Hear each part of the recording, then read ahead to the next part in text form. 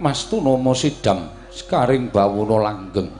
Kakang Rada, menawi geger para Jawata kang samya sumewa wonten ing sakjawining Bali Martya Kundamanik samya alok yen ta wonten titah ingkang minggah kayiwangan jagat Dewa Bathara boten kanyana-nyana kayiwangan wonten satunggiling titah ingkang sowan mongko sareng kula waspaos menika boten pangling Panakawan Petruk kaliyan Bagong Kakang. Dalah. Paling ora sing sowan ki ya ratu. Apa pendhita kok cah edan-edan iki? Dong apa sowanane ing kayiwangan? Lah menika lho Dik, kula menika. Ing atasipun namung drajating kawula cilik ning kok mboten kenging daya kekuatanipun Bali Martya Kundamanik. Ing atasipun para ratu kemawon menawi sowan wonten ing kayiwangan sak mboten-mbotenipun resik lahir batosipun ajrih menawi kenging walat. Lah cobi to.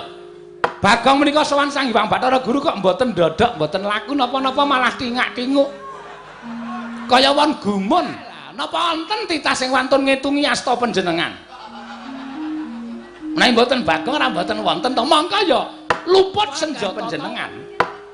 Gong, iki kayangan le. Ha iya. Aku iki pukulun Sang Hyang Bathara Guru iki sembaning para titah. Weh, kuwi guru kan? Heeh. Kok muridé rong teko? Bathara. Wah. Mencorong sandangane ya, Truk. Saka Mutiara Jamrut Ergeni, kowe netel Mutiara siji kae iso tanggo urip 7 turunan. Aja. Ora wani kok tetelke ora.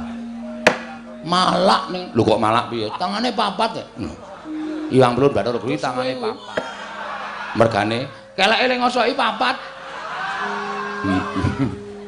Tenan ora? Petro, wonten dalu Bugulun. Kita sowan ya kena ning Suralaya ning mbok ya sesuk meniki nek sowan. Ora kan dadak ngejak Bagong. Walah. Para dewa dah ora kajen mungsuh Bagong nek carane kaya ngene iki. Ayo Hyang Blun Bathara Guru kok denekke keleke paman. Monggo ulun ki ndereke panjenengane wis mangabat-abad rong tau wani karo Hyang Blun Manik Maya. Lah kok iki bocah iki core kawani karo Sang Hyang Blun Manik Maya ki. Dalah. Terus iki tep apa ayo wong kaya kok omonge tanpa pedhot tak Hyang Pikulun Bathara Antarada sing sok diomongke bapak kae lho. Wah, lagi iki aku weruh. Heeh. Kaya jog dengkul. Jog kowe pait. Bagong aja sembrono tak idak modar kowe. Kowe lho. Ora ngawur kok kowe iki. Kok njur arep ning kayangan arep ngawur ora. Panakawan wonten dawuh Pikulun. Aja kladuk wani kurang geduga, Bagong. Dalem kita aja rame. Aku Pawita. Kowe kuwi, hah? Lah kok muni Wita aja rame. Kita ki kowe. Aku kita. Berarti aku nek munggah kayangan jenengku ganti kita. Ora ya tetep Bagong ning celuk-celukane nek nyebut kowe iki kita. Wah, ngerti ora melu aku mumet aku nek carane. Karo nggone dhewe. Bagong ulun isih gedhe palimarma ulun marang jeneng kita. Aja gawe geger. Mengko mundak kita kena walap. Kowe kuwi lho, kita. Jare Bathara Guru kok ulun. Iki ora rampung-rampung mung perkara cah. Mocap edhek siji iki. Ulun ki aku. Lah, berarti ulune loro, Tru. Kae ya ulun iki ya ulun. Kitane mung aku tok. Petro kanthong bolong. Wonten dawuh Bu Ulun. Padha rejo sak prapta kita. Weh, kowe ya kita, Tru. Wis to. Kowe iki menengo sik. Aku tak wangsulan sik. Wah, ora denger aku. Ora denger piye, ora paham. Angel nang kene iki ditelusuri kata-katane iki angel. Wis wangsulan, Tru. Nonamit pasang Kalimantabe tinebine tuwang. Tinepatno ing tulak manuk Bu Ulun. Nering sambi kula sowan kula tebih saking Rubeda kepareng kula ngaturaken sembah pangabekti kula Petro ulun tampa. Ora liwat pangestu ulun tampanana. Kula pun dinggo jimat paripe dayana ing kasantosan. Petro kantong bolong padha raja sak prapta kita. Nggih, Bu Ulun Narada wilujeng bekti kula kunjuk Bu Ulun. Ya ulun tampa karya. Tias ulun. Ora liwat pangestu ulun tampanana ya Petro. Kula pun dinggo jimat paripe dayana ing kasantosan. Ponokawan Bagong padha raja sak prapta kita. Inggih pukulun kita sowan ing Sambikala. Kepanen kula ngaturaken bekti kula kunjuk ngersanipun Paduka Ulun. Lho. Ora dong. Piye, Tru? Salah apa bener? Salah. Ngawur. Iwang Pilun Bathara Guru. Guru kok gulu. Ketrikel ilate. Ya Bagong ora dadi ngopo. Gandeng kita kuwi atmajaning Kakang Ismaya. Mula ulun sanes pukulun. Lho. Sanes piye? Kula niku anake Semar dudu anake Ismaya. Ismaya iki jenenge bapak iki ya isi Ismaya. Wah, nek ngono aku ora kembang. Pak Es. Si Es. Pak Es. Bagong padha raja sak prapta kita. Wah, iki lakone iki. Pangestunipun Iwang Pilun Narada. Nereng sambil syukur. Ayo iya. Wah, caedan tenan ora. Wis dewa ora kajian iki wis ora. Petra Padaraja sak prapta kita. Pangestunipun Iwang Pilun Bathara Indra Padaraja sak prapta kita. Sapa iki, Tru? Bathara Indra. Kowe nggon film kae apa? Udu. Ora ana telu to, Dana Kasina Indra. Iki bedewa ya. Wah, kowe tak tendang modar. Kowe tak tendang genti kowe. Ora ngerti kok arep Bathara Indra. Oh nggih pukulun Bathara Indra. Bekti kula katur nggih pukulun. Iya. Ulun tampa Bagong prayogakna. Nun nggih sampun boten kirang prayogi. Petruk Padaraja sak praptamu. Pukulun Yama Dipati Wilujeng. Oh iki bahaya lho, Gong. Hah? Iki panjabut nyawane titah. Iki wae mburi ya.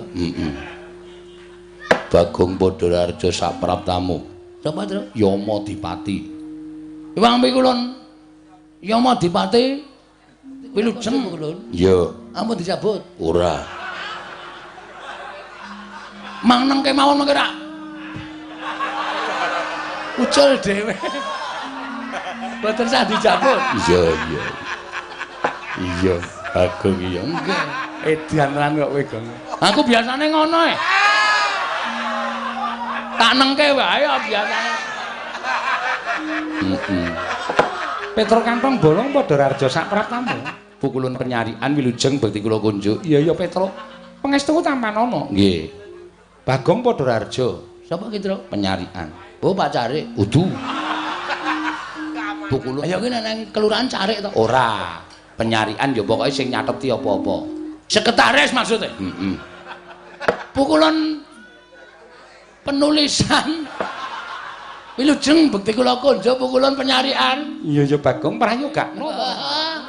Lho, kok guyu ngopo? Sampeyan yo mesem kok. Berarti aku nang kene iki entuk masa. Wah, gayamu ora. Pukulun penyarian ketoke seneng nek aku omong terus iki. Iya ning iki ning kayangan kok ndak nek Iwang Pilun Bathara Guru ngendika Bagong aja sembrono. Dadi cacing. Iso dadi cacing tenan. Waton ora ketemu wong mancing lho. Ha iya. Nang ketemu wong mancing ciloncing cemplungke banyu diseret karo wader. Wader ya apa? Rara. Petra dalem pukulun. Ana wigati apa kita sowan? Apa saka karsanira pribadi? Apa pancen diutus dening wong atuamu Kakang Ismaya? Menawi lepat diagung pangaksami kepareng kula ngaturaken tebah Siti Sekul binunteling ron klapa. Apuran ta mbok bilih wonten lepat kula nggih kula munjatur sapa paduka Iwang Adi pukulun. Petra kaya ora dadi ngopo? Matur sembah nuwun. Ndungkap angka kalih sowan kula wonten ing kayiwangan menika sayekti mboten saking kajengan kula piyambak. Namung kula menika dapur dipun utus. Sapa ingkang ngutus? Ah inggih Bapak Semar. Inggih, Bapak Semar nggih Kyai Nayantaka. Ya sang Nuwun sewu malah sakmangke kula badhe nanjihaken. Kondange ngake padha nyebutake nek Sang Hyang Ismaya niku nuwun sewu kadangne sepuh Bathara Guru nggih panjenengan. Niku janjane niku napa ming cerita napa asli? Ya pancen nyata. Kakang Ismaya kuwi kadangku tuwa. Weh, bener, Gong. Bapak iki jebul kakangne Bathara Guru. Ah ngopo Bapak dadi kere ning jagat ki? Wow, ngerti. Malah mulya dhewe ya ora kedungsang-dungsang uripe. Kakangne Bathara Guru kok ngere. Neng Karang Kadung ngintip kaya banyu. Dikopyok neng weteng. Arene ra ya mamane paling ora roti ya ta. Ning bapak ki wis seneng ngono kae kok. Wah, Semar ki pancen aneh. Nah, ngaten kula ngaturaken panuwun. Lah, dene wigatosipun Bu Kulun, mboten sanes estunipun bapak menika bingung. Bingung perkara apa? Bapak niku janjane mung kepengin duwe kajat nggih menika bangun desa. Bangun Semar desa. Wah, lakone Semar bangun desa iki. Wis dibedhek ora, aku iki senengane mbedheki ngono iki kok, Gong. Soale wis saking kerepe, iki nek aku ora gawe sanggit liya. Ha iya, ndak padha karo ning YouTube. Ngendi? YouTube. YouTube ki sapa? Bakule bakmi. YouTube ki teknologi kok. Kene ra ono YouTube ora. Lajeng lho kok lajeng kowe iki ngopo? Sing ngendika kono kok. Iya iya. Salahe do ora omong. Aku omong dhewe jure piye. Bapak bangun desa menika kok mboten bangun perkara papan sing magrong-magrong, papan sing becik, sing apik, utawa bapak niku pengen bangun omah sing wah luar biasa menika mboten. Ning kersanipun bapak menika bangun batin, ya lahir, ya batin. Panggesanganipun para kawula, uripe para jenenge masyarakat Karang Pradesan menika supaya mundhak ya bab ketukulane, ya bab ayem bab nggone gotong royong menika supaya sengkut gumregut mula bapak kepengin bangun desa sumados mujudake desa ingkang sae inggih menika desa Karang Kadempel. Inggih samukawisipun ya bab menapa kemawon mergi sampun sae ning ibarate aja kok banjur marem mergo kahanan sing wis ana ning luwih becik ditingkatake lan diundhakake supaya luwih monjo lan luwih kabiyawara. Iya, Pak. Cobi to. Nek teng pundi-pundi bedaning panembah, bedaning kapitadosan menika dados sarana cecungkran. Ning nek teng Karang Kadempel mboten. Karang Kadempel menika bedaning panembah, menika mujudaken antawisipun setunggalan setunggalipun. Sing siji ngurmati panembahing sing siji ngurmati panembahing sing siji. Mula Karang Kadempel niku arang gontok-gontokan, arang padha regejegan. Anane ming sayuk rukun marsinamatan daya dinayan cipta rasa karsa lan karyane mujudake setunggiling desa ingkang kaloka tinimbang desa liyane. Lah terus niate Semar napa? Tentrem ayeming Karang Kadempel menika aja kok ming tekan Karang Kadempel tok. Napa niku isone gedhe niku apike saka cilik. Mengke nek ujug-ujug gedhe niku terus jeblok. Ngoten. Iya, Petro. Nggih. Sing jeneng arep tekan dhuwur niku ya alon-alon le munggah aja terus mencolot mengko nek kepleset ndak malah gegeblak niki gandeng Karang Kadempel niku wis apik digawe apik meneh supaya desa kiwa nang tengening Karang Kadempel niku padha kepengin tentrem kaya Karang Kadempel terus tiru-tiru ning Karang Pradesan Karang Kadempel menika padha kepengin tentreme kaya Karang Kadempel terus melok-melok sing dikersake bapakne Semar. Ngono Petro nggih. Lah ning bareng wonten niku kula sarujuk, kula mathuk, kula cocok ning kok terus Semar kendel mawon. Bapak niku meneng. Lah terus kula jawil, jane apa, Pak? Ana bab sing abot apa piye? Nek perkara Prabeya, perkara Brana Picis, aku tak matur ndara-ndara Pandhawa mergo bapak ki dadi pengayomaning Pandhawa, bapak ki dadi panakawaning Pandhawa. Nek ora duwe ya nyuwun karo para Pandhawa. Ora duwe niat mbangun perkara iki utawa mbangun Karang Kadempel iki nganggo srana Prabeya ora. Ning kabeh masyarakat arep tak caketi atine. Ayo to didudah rasane. Tresna karo bumi wutah gedhe ya kuwi Karang Kadempel. Dadi ora usah nganggo Prabeya. Bangun desa nganggo Prabeya niku entekke dhuwit. Mengko terus di napa diborongke. Lah niku tegese entekke dhuwit. Ning masyarakate supaya sayuk, sayek, saeka kapti, tetunggalan manunggal. Ayo to iki apik dienggo dhewe, iki becik awake dhewe sing ngrasake. Mula ayo bareng-bareng ngoten niku karepe bapak. Iya Petruk kuwi becik banget nggih. Ning kok bapak niku paring pangandikan. Bapakmu paring pangandikan piye? Srana iki bisa lancar, srana iki bisa rancak. Kabeh para kawula sak Karang Kadempel bisa ngrasake. Waton syarat sranane kaya sing nalika aku ngimpi kelakon, Truk. Bapakmu ngimpi apa? Bapak metik sekar jambu dipa nirmala kalih pelem pertangga jiwa. Niku sing abot teng mriku niku. Bapak niku ngasta kondur jambu dipa nirmala kalih sekar pelem pertangga jiwa. Mongko jambu dipa nirmala pelem pertangga jiwa niku thukule ming neng kayangan. Lah terus kula cancut, saiki gareng piye sing tuwa ora. Gareng sambat nek awake lara kabeh. Nek kon munggah kayangan mboten iso mergo kayangan iku munggah gunung Himawat sing dhuwure ora karo-karuan. Kok lan sak piturute. Iya, nggih. Lah terus gandeng gareng ora gelem kula saguh. Ndilalah kok Bagong ya saguh.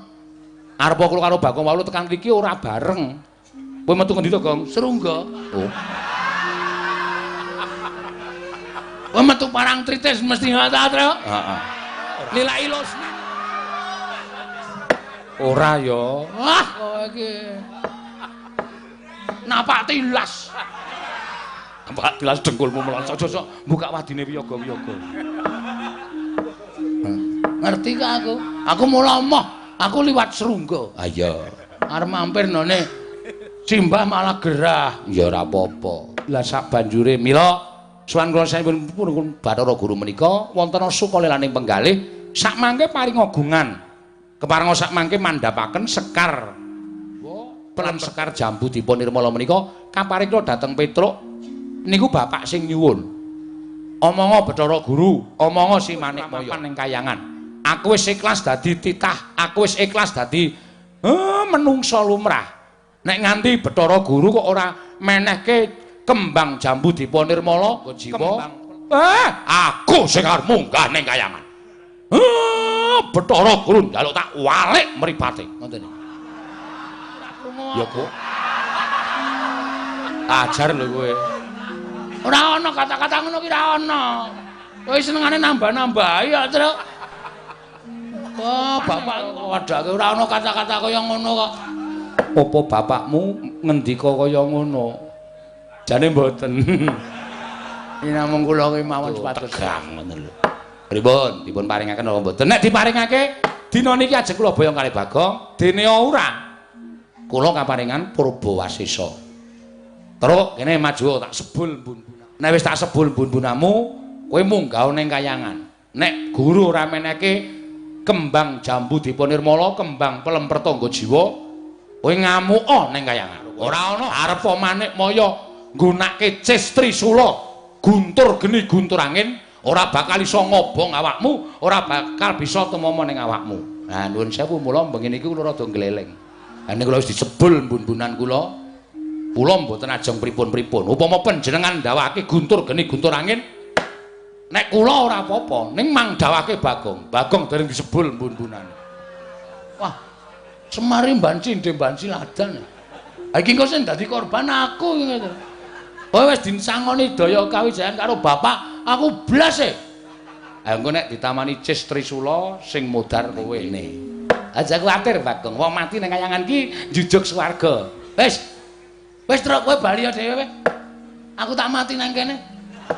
Aku ngendikane Bathara Teka iki, hus. Iki nek mati nang kayangan ki bakal munggah swarga. Wis kowe ning neraka tak idiak sirahmu. Lamit ya, Truk. Sing ngomong sapa wong mati ki ya didelok ala becike, nek ala ya nyemplung neraka, nek becik ora ana mati ning kayangan jujuk swarga iki dapusi Bathara Narada. Wah, asem e. Ora tak ngujog lho. Agenge pancen trenggelane. Bathara Narada iki kami tuaning kayangan kok dijagjok-jagjok. Ajok ora? Ayo ajok. Ajok ya wis. Ngene kok geger ora. Ngono Petruk. Nggih, nyun pangapunten dila kemawon. Mangke menawi sampun paripurna dipun damel srana syarat inggih menika wujudipun pambangunipun Padukuhan Topa Desa Karangkadempel badhe kula konduraken upami dipun Pak matur nuwun. Syukur kinarya pusaka wonten ing Karangkadempel Pukulun. Jaja muntap lir kinetap duka yayasinipe. Netra kocak ngundara ndir. Hidup nyomangolon caka wadanane rombaranang ing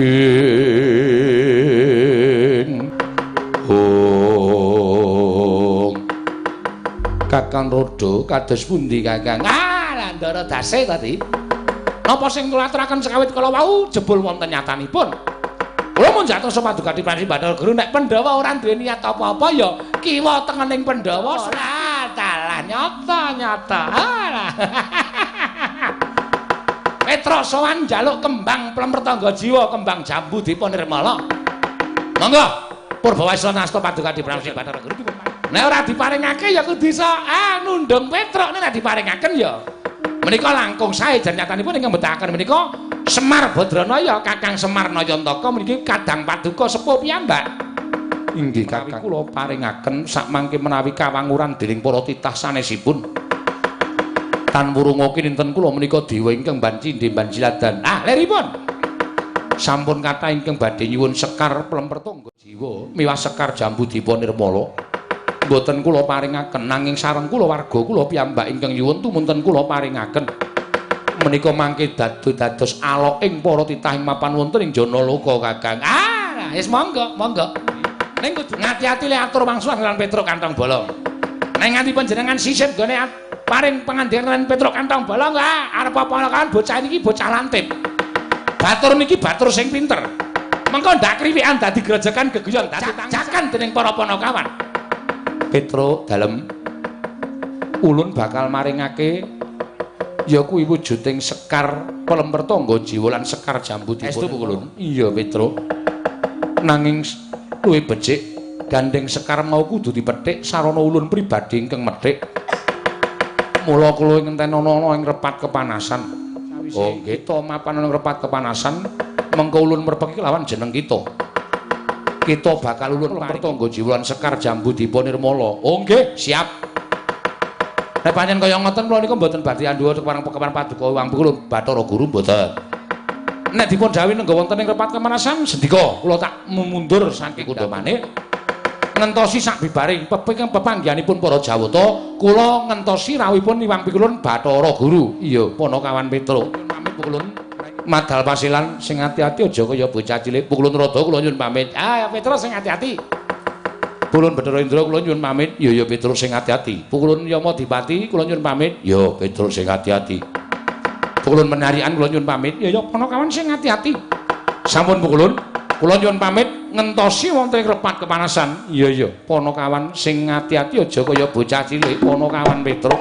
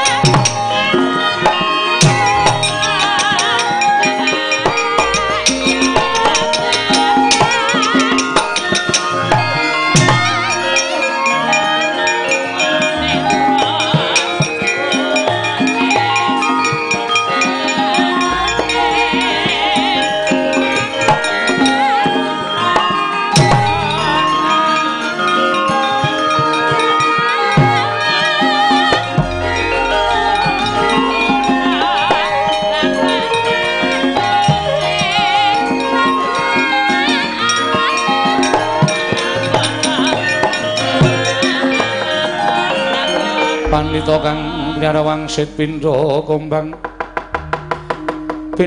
ngajaping tawang susah angin ngendi nggone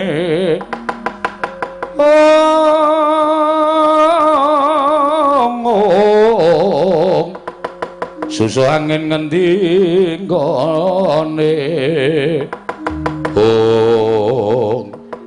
Kakang Trada punapi Petruk sampun kersa mundur. Lah menika kok kadangipun Petruk Bagong tasih mogok-mogok wonten ing mriki. Kowe lah dalah iki bocah iki arep ngapa ya? Bagong kita ki Petruk ki wis metu nang repat kemanasan kok kowe kita durung metu ki piye? Metu kok dipeksa. Lire piye kita ora gelem metu? Ra ati kula kok ora kepenak ya. Ora kepenak perkara apa Bagong? Nek Petruk mboten patosa nggadaken pangendikanipun Iwang Pikulun Trada, ning nek kula kok setiap omongane piyai niku tak petung, tak glejah. Tak goleki iki lereke kata-katane iki nendi? Mengkono. Nggih. Lah terus panjenenganipun Iwang Adi Pikulun paring pangandikan. Niku kula bundeli teng ati kula. Jane ngaten mawon. luwih becik jujur mbangane sampeyan tumindak sing ora jujur mengke gawe gelo atine Petruk gawe gelo ati kula mengke kayangan rusak merga saka pakartine Petruk awulung sampeyan jujur pangandikaku sing piye Bagong akeh wong sing kepengin njaluk kembang Jambudipa Nirmala kembang Pelempertangga Jiwa mboya ulun paringake yen nganti ulun maringake kelawan Semar ateges padha ngarani yen to kula warga diwenehi ngampil nek wong liya ora diwenehi ngampil mengko dikira mban cindhe mban siladan ayo ta nggih mboten iya Bagong nah dengan melihat kata-kata itu bocah iki omongane kok tekan kaya ngono ki piye ra kanthi niti priksa kalimat kaya ngoten niku kula nggadahi pemanggih lan kula saged menggaris ngandhapi ora tayah kowe menggaris ngandhapi ki apa menggaris bawahi kalimat panjenengan ateges panjenengan boten ajeng maringake wujude Pelempertangga Jiwa kalian kembang Jambudipa Nirmala nggih napa mboten Kakang Trada kados pundi ala tala konangan karo genjik siji iki wah tala Petruk ora iso gagapi mengjane adi guru lah kok malah Bagong sing iso nyurasa mengjane adi Pramanik ya dheweke ora trima lan ora gelem metu nang repat kepanasan dados pundi Dik nggih kula piyambak bingung pun saniki ngaten kemawon kalah cacak menang cacak dipun blakaken kalian Bagong ngoten Kakang nggih monggo kula aturi blaka kita hus ana apa ya jenenge ulun kula aturi blaka kalian kita tetep kuwalik panjenenganipun pukulan kula aturi kita aduh kula aturi blaka kalian ulun sakarepmu Bagong nun blaka suta blak kotang terus terang waduh kata-katane kok kaya ngono to kata-katane piye aku mau blaka suta blak kotang terus terang ngoten genteong Bagong wong edan ning kayangan ki ora kena saru sing saru ki sapa kok teko wus ana wong saru kok omong ngiroke blak kotang terus terang kok saru ora prasaja wae nggih yen to Semar bakal nyuwun Pelempertangga Jiwa wujuding kembang lan kembang Jambudipa Nirmala yekti Semar nerak pacak nerajang perbatang lho sebabe Semar kuwi titah Semar kuwi titah jare Kakang panjenengan Kang Mas panjenengan Sang Hyang sapa mau Ismanto Ismaya heeh Ismaya iya lah padha karo Semar niki uripe nang donya ning jane statuse dheke wong KTP-ne we kula delok status dewa ngoten niku ateges Semar niku dewa sampeyan aja terus beda-bedake Semar karo panjenengan dume panjenengan dadi dewa teng Kahyangan Suralaya dume panjenengan Semar uripe nang Ngadipada terus sampeyan beda-bedake derajate Semar karo sampeyan niku jenenge ora kabeh mongko sampeyan padha-padha putrane modar aku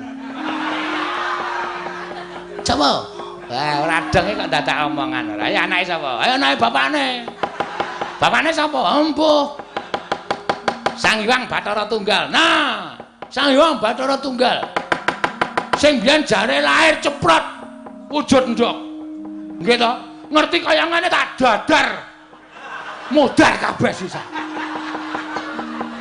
Pak Goreng kei Lombok ora ana Bathara Guru, ora ana Ismaya, ora ana Teja Mantri. Mlebu nang wetengku kabeh. Wah, cakok nekate kaya ngene lho. Iki nang kayangan kok nekate sak penake dhewe iki piye? Tetep ulun ora bakal maringake. Nek ora gelem maringake, Petra wis diparingi daya kekuatan karo Semar. Rawe rantas malang mesti bakal tak putuk. Dawuhe Bapak Bagong, kowe anakku sing tak tresnani. Petra tak wenehi kekuatan. Aku percaya karo omonganmu. Merga kowe iki tim sukses Semar Badranaya. Mula kowe kudu iso omong ning ngarepe Bathara Guru. nek pancen Bathara Guru menehake wenehi Purbawasesa, aku kakangne Bathara Guru, kowe wenang gawe geger nang kayangan.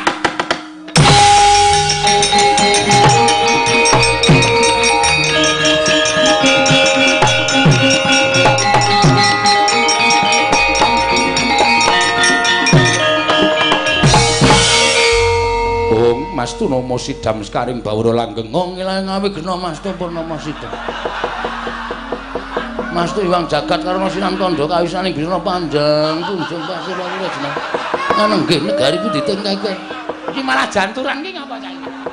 Wah, wong ilahe iki sebutaning para dewa. Aku ya iso nang wong ilahe. Sekaring Bawana Langgeng. Sekar Mayang. Wah, isih kelingan lagune Gomblo. Kowe lah, pukulan tepang kali Gomblo. Ayo sembuh ora caturan ora. Aku ngerti lagune ora. Iki sapa iki? Bathara Indra, ngati-ati ya, Nggih, ngati-ati. Nek musuh liyane kita kena sembrono ning bocah iki ndugal kewarisan. Ngerti ta kowe kedadiane Bagong iki saka sapa?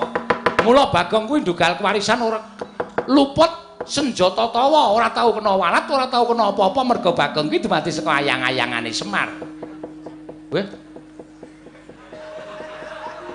Berarti aku duwe anake Semar. Kita kuwi kancane Semar ingkang dhisik dhewe janjane pancen Petruk karo Garengke luwih kalah tuwa lawan jeneng kita. Oh, asem e.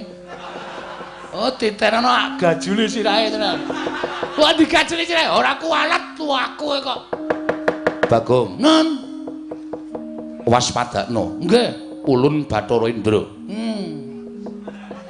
Ulun putrane Bathara Guru ingkang angka catur. Angka 4. Iya, mbarepe sapa? Lho.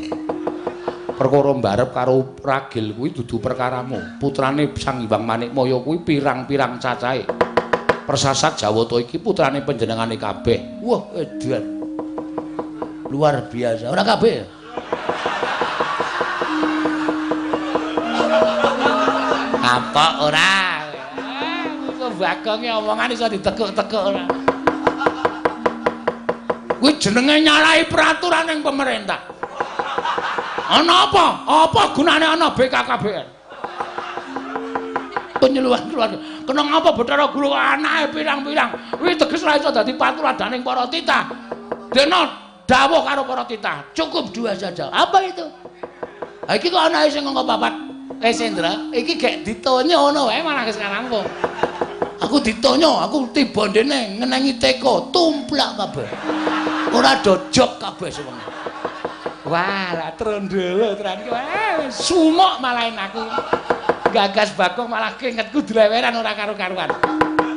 Bagong kita aja wani karo Kanjeng Rama Pukulun. Mergane Rama Pukulun, lho, Rama Pukulun ramamu apa piye? Mulai wong adi Pukulun tumindake ora jujur akon karo Petruk ning jebul panjenengane arep blenjani karo Panakawan Petruk. Monggo Petruk iki kakangku. Sing dikongkon karo bapak ki werna loro anake Semar siji Petruk loro Bagong. Nek Petruk ora dong kalimate utawa pengendikaning para dewa, Bagong ngendikaning para dewa. Mula wektu dina iki kula njaluk keterangan sing gumathok.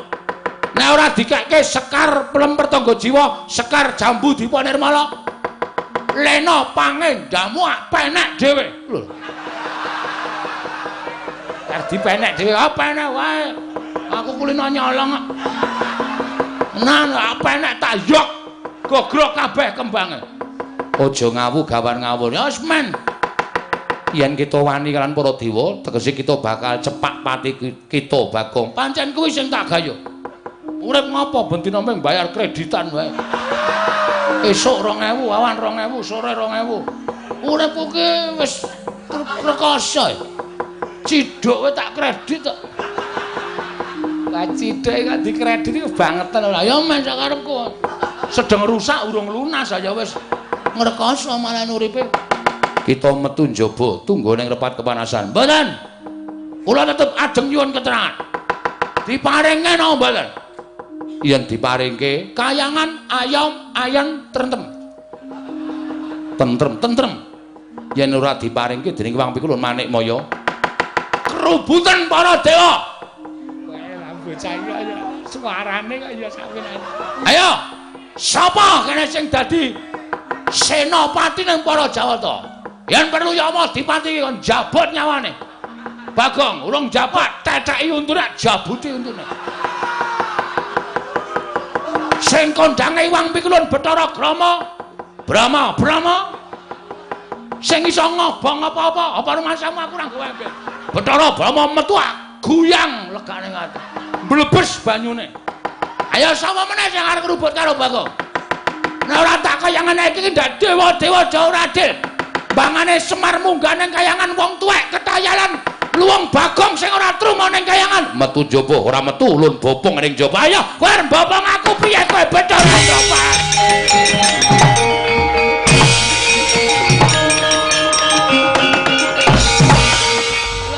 Bali meneh ki piye?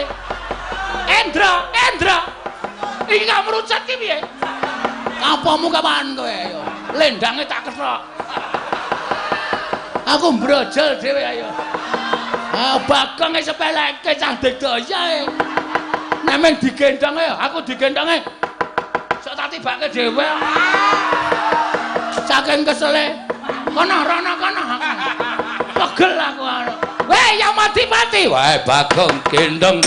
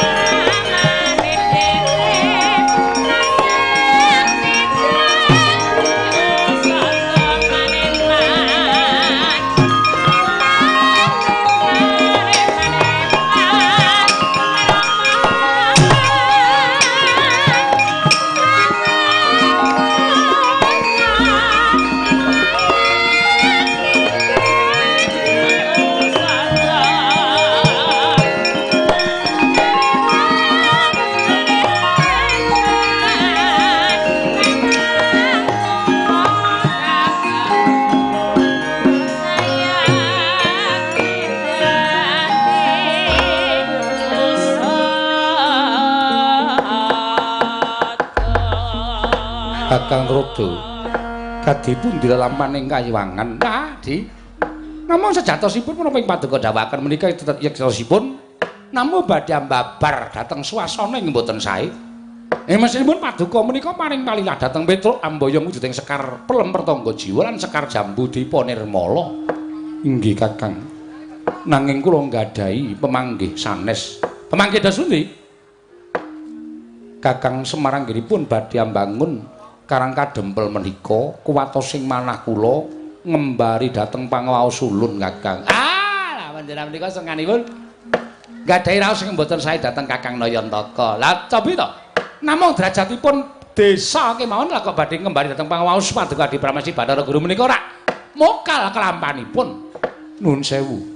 Sampun kathah para titah ingkang sumuyut dhateng Kakang Nayantaka menawi ngantos malih panembahipun lajeng sami manembah dhateng Semar tumunten lirwa dhateng panembah kelawan panjenengan ulun menapa mboten nami menika ngrisak dhateng kayangan. Mboten.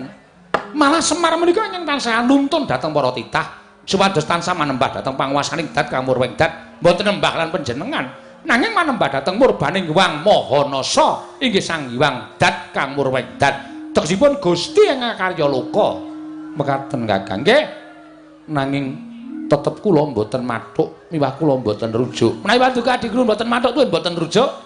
Menawi badhe kelas menawi kayangan menika mangke badhe ngrusak dening Panakawan. kula ingkang badhe manggi dhateng Petruk kalawan Bagong. Namung saderengipun Kakang Narada laturi ndhawuhi dhateng para Jawata. Nggih, supados ngunduraken Petruk lan Bagong. Syukur bagi menawi Petruk lan Bagong kasoran mengsah para Jawata.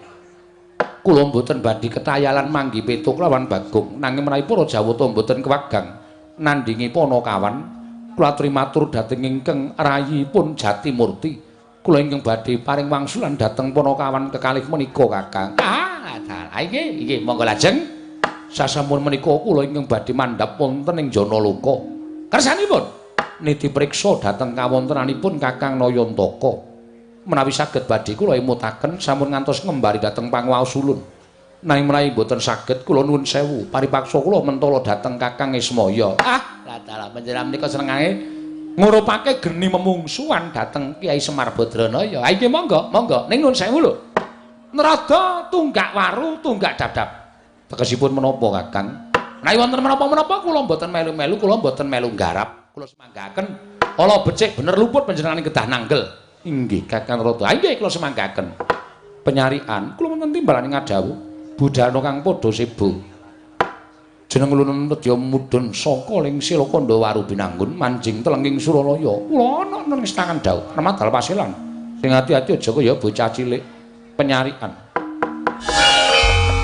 Aku wis metu nang repat kepanasan kok kowe jek keri ning Suralaya kok. Ngopo e? Tak gawe rame sisan. Lho. Digawe rame sisan piye? Sinuwun jagat Giri Pratingkah kowe ra kelingan to kendikane?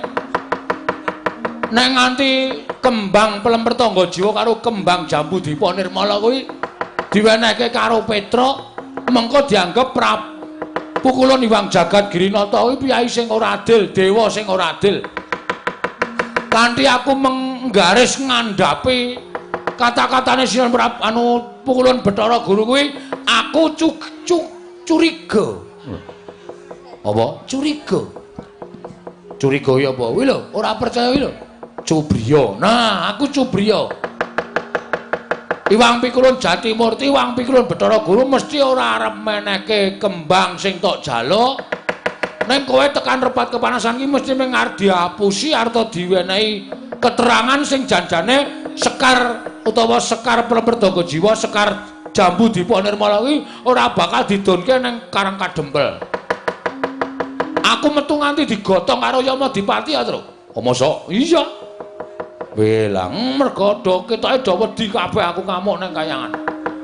Bathara Guru lak unek-unekke. Lho. Kowe ora disotke. Wes ora mandi. Aku kok disotke. Sing jeneng go nangker tak uyuhe dumite mlayu kok. Apa meneh mung disotke dewa. Ha terus iki titenono mesti dewa-dewa do tekan kene. Nek dewa tekan kene kowe ngati-ati lho, Tru. Nek kowe kon bali aja gelem, bali kena ning bareng karo Sekar Pertangga Jiwa, Sekar Dipa Nirmala. Ya, manut karo kowe le. Heeh.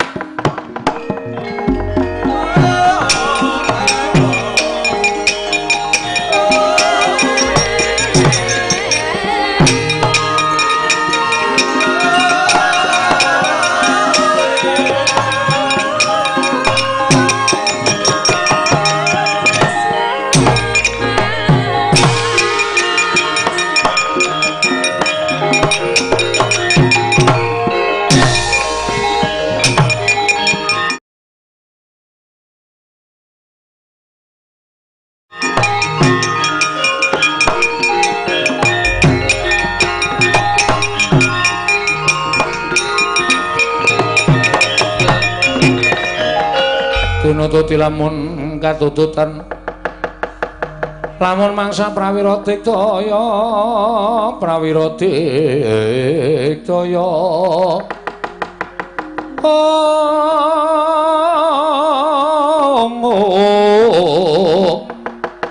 Runanggana magawe gelari rawang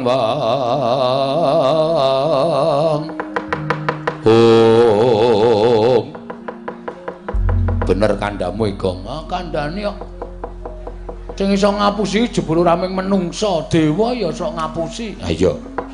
Ngati-ati lho, Tru. Rasa kuwatir, Go. Aku wis disebul mbun-mbunanku ping 3 karo bapak. Jare bapak aku digdaya. tak jajali nek mungsuh dewa iki menang apa kalah. Ngati-ati. Heeh. Malah kowe wae sing ndelik. Ngapa? Kowe disebul to. Nadyan ora disebul dening bapak, tak cobane aku nek mungsuh dewa terus. Menang apa kalah kira-kira? Ketoke kalah. Apa? Aku ora disebul kok. Ora masalah. Men kalah ya men. Ya wis diantepi ya diantepi. Bakti kula kunjuk pukulun Sang Hyang Bathara Indra. Ya piturut tak tampa pangestuku Tampanana. Nggih, sangat anggen kawula dadosaken jimat. Pulundra Brama bakti kula kunjuk, ya piturut tak tampa pangestuku Tampanana. Kula pundi? Sing mburi sapa, Tru? Bathara Brama. Wah, iki sing seneng sok ning radio. Lho. Sapa? Brama Kumbara? Udu Brama karak. Wis kuno banget kok aja ditokke to. Wis do lali kuwi iki wis. Kuwi jaman cilik-cilikan kuwi Brama Kumbara kuwi ora. Heeh ya. Pukulan Bathara Indra bekti kula kunjuk. Ya Bagong tak tampa. Kowe mau tak gendong kok merucut. Sampeyan ning gendong meng angas-angas kok. Ora serius mula kula ngro. Kula obah wae tiba terus mlebu melih teng Suralaya. Iya. Nggih. Terus dibopong karo Kakang Pukulun Bathara Yamadipati. Ah nek nika lho nyikep tenanan nganti rasa ambegan aku. Nanti tekan riki niki Bathara Brama bekti kula kunjuk. Ya Bagong tak tampa. Pangestu ulun Tampanana. Nun niki sangat anggen kawula dadosaken jimat. Saya ya terus tak golek banyu. Lah ngopo? Kae Brama kae dewaning geni nek ora disiram engko ndak. Ora murup genine ade cilaka. Rasa. Aku wis jebul mbun aku ping 3. Rasa kuwatir kok. Wigatosipun ngemban dawuh timbalaning Wang Pikulun Jatimurti ya Rama Pukulun Sang Hyang Jagatnata. Petruk dina iki kowe kon bali. Ngandel ora. Terus Sekar Pertangga Jiwa, Sekar Dipanirmala ora bakal diwenehake marang kowe, merga kuwi kembang kayiwangan. Ora sadengah titah iso mboyong wujuding kembang kemapan ana ing kayiwangan. Mangke riyen to, bapak niku ya dewa. Ya wong bapak niku wujude titah. Ngoten. Dadi nek bapak nyuwun Sekar Pertangga Jiwa, Sekar Jambu Dipanirmala niku wis sak trepe wong bapak niku ya panjalmaning Jawata. Ngoten. Kok Hyang Pikulun Bathara Guru ngendika nek ora saben titah iso mboyong Sekar Dipanirmala lan Pertangga Jiwa. Niku ateges Hyang Pikulun Bathara Guru wis nyebratke bapak minangka dadi ganeping Jawata Rismaya. Pripun kula nyuwun keterangan. Nek kula entuk keterangan sing gumathok ora apa-apa kula bali, kula tak matur kersane bapak. Ning nek mengke bapak nesu, dadi manik-manik. Petruk ora usah melu-melu. Aku tak munggah ning kayangan. Sapa sing wani karo bapak? Ayo. Wangsulan, Tru. Apa sing domongke Petruk iki betul? Iki mumpung aku karo Petruk isih gedhe palimarmane. Ora ngamuk ning kayangan. Nek nganti aku karo Petruk ngamuk, umpama aku kalah, aku medhun ning omah. Ning Karang Kadempel, Pak, aku diajar karo Bathara Indra, karo Bathara Brama. Nek bapak nesu piye? Blogegku gegek sadulita, lit. Mel. Indra karo Brama kok ngajar anakku tersayang. Kepengen ora suwe le dadi dewa, munggah ning Sulendra Bawana, munggah ning Swarga Dahana, ngubal-ubal entut mudhar. Ngontute bapak iki, aku wingi dintute 4 sasi opname. Ya, Tru? Ayo sembrono ora. Wose gelem bali apa ora? Nek kula pulun wangsul penak awamu. Yen mboten pulun wangsul, mapano tak cemplungke kawah condro di muka. Waduh. Gong, cemplungke kawah condro di muka. Ora apa-apa ndung adus kok awake dhewe. Kawah condro di muka ki apa? Kolam to. Wus. Kawah condro di muka ki geni utawa neraka sing nggo ngukum wong sing tumindak angkara. Isine geni tok, kuwi nggo nyiksa wong. Aja. Lah ya mulih. Lho kok aja mulih to?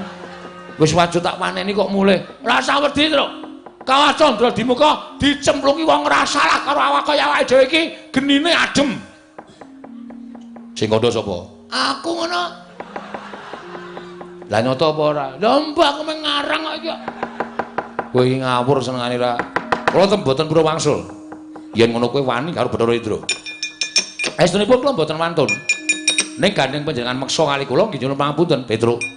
Isih gedhe pali marmulun kelawan jeneng kita. Ayo bali. Bali apa ora? Wangsul kula nek nganti didukani bapak, kula isin. Kula wirang. Mula nyuwun sewu kula mboten ajeng wangsul. Yen kowe ora bali tegese wani karo para Jawata. Nyuwun sewu mboten ajeng wantun. Kula mengke pengen boyong Sekar Prampertangga Jiwa, Sekar Jambu Dipa Nirmala. Niku tok nggo saat bapak li ajeng bangun karang kadempel kok pukulun.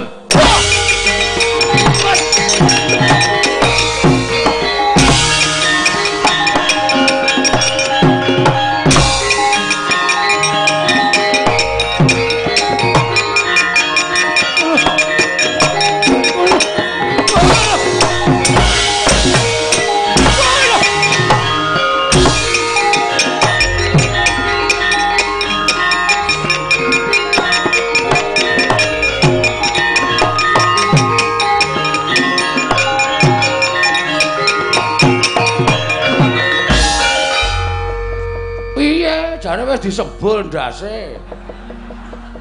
Oh, Kang. Wah, Semar ki ngapusi. Semar ki biasane iso omong ngono lho. Gedhekke atine anak ning jane ora ana apa-apane. Ah jane wis disebul sirahmu, kowe iso digdaya ngungkuli dewa. Ah dantem Bathara Indra kok aduh mati aku. Waduh gedrewasan aku mati. Ah piye kowe? Kok aku isih ngrasake lara e. Wah, wis. Ya mulai ya ajare Semar. Lho. Lah ngopo? Ngapusi kok. Nyatane musuh dewa ya kalah kok. Kok tendangane. Aja kok kae bapak kok. Bapak piye? Ha terus piye njaluk bantuane sapa? Wis. Aku kowe. Terus. Kowe wis sing disebul Semar wae. Aduh mati aku. Apa meneh aku sing urung disebul? Yantem pisan iso almarhum. Oh ya, nganggo pikiran kok nek omong ki. Aku ora nganggo kekuatan apa-apa kok kon mungsuh para dewa iki terus maksude piye? Petruk, aja mlayu.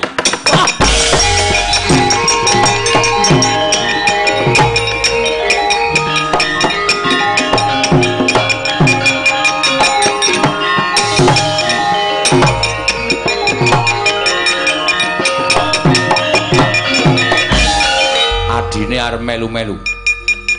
Kowe arep ngewangi karo kakangmu, iya. Arep ngewangi karo kakangmu. Ayo wani karo Bathara Brahma. Aku nyipta geni kobong sawakmu mati nang kene kowe. Ayo. Sing apa meneng wae. Trawat tratapan aku wae. Ayo wani apa piye? Yen pancen wani karo Bathara Brahma, yen perlu krubuten wong loro ora bakal tak tinggal loncat. Lah kok ya kaningaya temen lho ya uripku. Mati nang kene kok. Mburi kae jurang jero banget. Arep mlayu karo aku nanti. Kowe ngapain nangis iki? Kowe mati karo aku tenan, Le.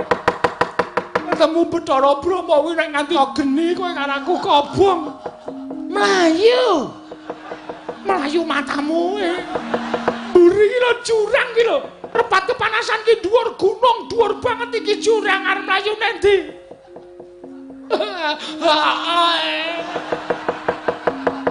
Nek kowe yo nangis yen pangapunten Bu Kulon. Kula sing nyunaken pangapunten Petruk. Bali ora? Bali pripun? Mboten wonten dalane. Bali liwat papan utawa dalan sing bener. Kandha karo bapakmu. Siwa Semar, aja ngarepake Sekar Jambu Dipa Nirmala lan Prampertangga Jiwa. Walah. Iki dhewe tekan omah isih diunek-unekke bapak lho. Ya nek mung diunek-unekke. Nek diunek-unekke nganti kaya ngono kae monggo bapak ki nek ngunek-unekke santen-santen. Bagong Petruk anak kongkon ra ngrampungi. Wis tak kandhani to nek aku ki kakangne Bathara Guru, kowe rono ki kowe sowan Pak Lek. Pak Lek Bathara Guru njaluk ya sing apik-apik. Bali tekan omah ora entuk gawe. Gabrak apa anak kaya ngono. Cemarak cangkeme ngono kuwi ya. Mesti keloro-loro. Iya iki nggih pun Mbah. Mbangane kula wangsul tekan omah ming diunekke bapak. Wis gong modar nang kene ra apa-apa. Mati cah loro diwujudi ya, Le. Ora apa-apa wis. Anakku cilik-cilik terus. Ora apa-apa, kowe ninggal anak wis gedhe-gedhe gek bojomu lempoh. Bojoku ayu wis. Ditinggal ya mane-mane man. Mane degomu mlocot ora. Sing penak das utangmu akeh. Oh, ayo ngamati aja. Lah witekno wis ora ana dalan. Wis kowe karo aku manut wae kok. Dikapak-kapake manut waton pas. Ini marganing pati. Yen manyeris manut perkara engko bapakmu ora trima perkarane karo Kanjeng Rama Pukulun Jatimurti sing wigati anak-anake wis wani gawe geger Suralaya. Geger Suralaya mung wajib dihukum cemplungke kawah Candra Dimuka. Ing kene marganing patimu kowe Panakawan Petruk.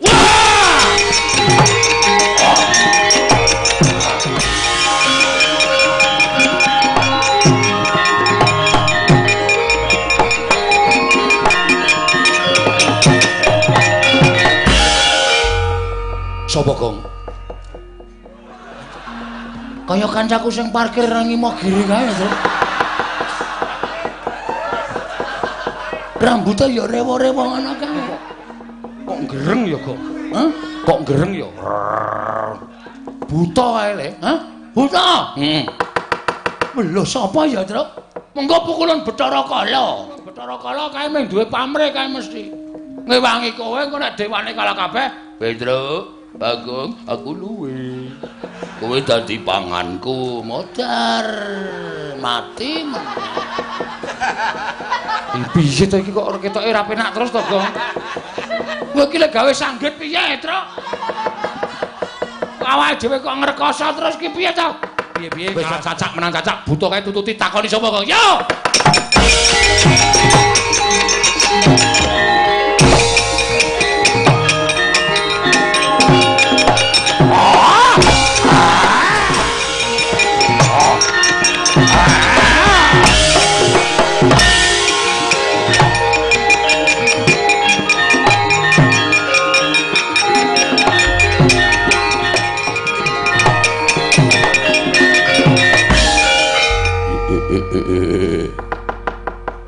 Petruk. Getarane. Lah kok kenal karo kowe. Petruk. Sapa, Truk? Kowe kok ndek kanca gleleng ngene? Mbuh aku ora ngerti. Aku iki ora ngerti. Kowe iki senengane ngapusi tenan. Sapa? Nuwun sewu, kula niku bingung panjenengan kok nyebut kula Petruk ngoten niku.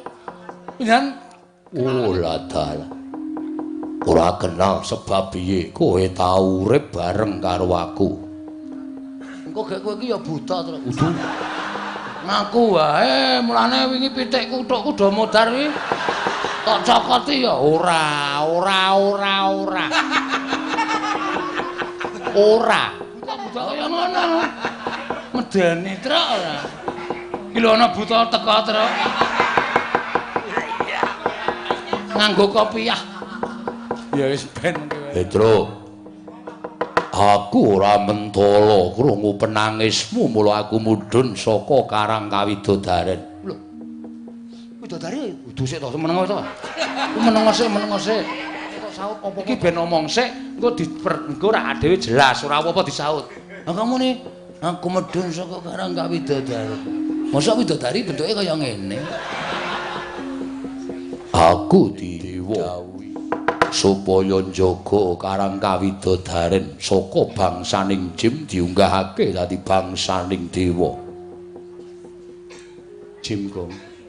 Wis rasa takoni paham aku. Sapa? Iki nganu iki Jim dan Jum. Jim dan Jum. Ora serial TV ora. Petruk nun. Kowe tau urip bareng karo aku ning jamaning Jim. Sadurunge kowe dijaluk kowe nyegat begal karo Semar diduduti awakmu kowe mbiyen dudu Petruk ning jenengmu Raden Pecruk. Walah Begawan Solontara. Iya. Aduh,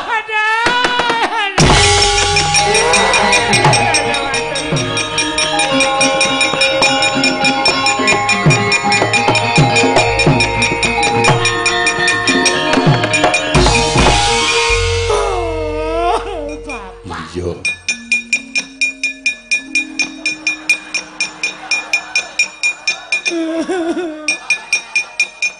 Ceruk. Ngopo? Jare jenengmu dudu Petro. Sapa? Raden Peceruk. Kok iso dadi Petro e? Oh, dibenerke karo Bapak Semar. Lah terus kuwi sapa ya, Tru? Kowe tak critani aja lara ati, ha. Aku iki jane dudu bapak anake Semar, aku anak bapake Bapak Sambungan. Wo, ngono pedote kok endi?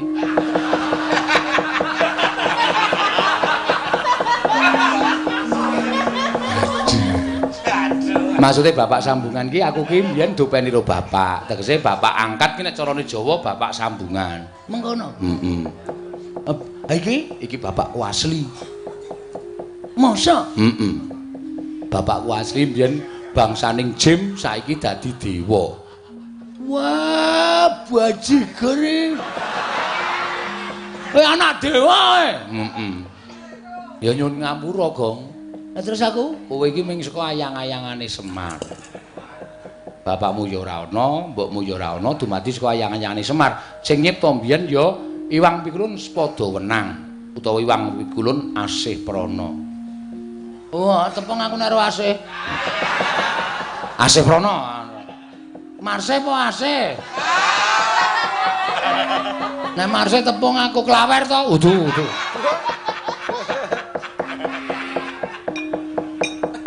Bagong kowe aja lara ati apan aku bapakne Petruk, aku Begawan Solontara. Saiki ngalih jeneng Gandarwa Raja Bali. Weh, ora tau pulang. Iya. Gandarwa Raja Bali iki jeneng kok ora tau pulang. Matur suwun Pak sampean pun ngerti kali penangise ati kula. Petruk, kowe aja wedi. Aja kowe leren nggonmu njaluk sekar belemper tangga jiwa jambu dipa nirwala lan aja rumangsa kijenan ning kayangan ingkang sejatine gegayuhane bapakmu mau becik ya mung Iwang Pikulun Jatimurti sing kesasapan tumindak sing ora prayoga yen ana dewa sing arep gendhak sikara karo kowe tak singkirke aja melu-melu.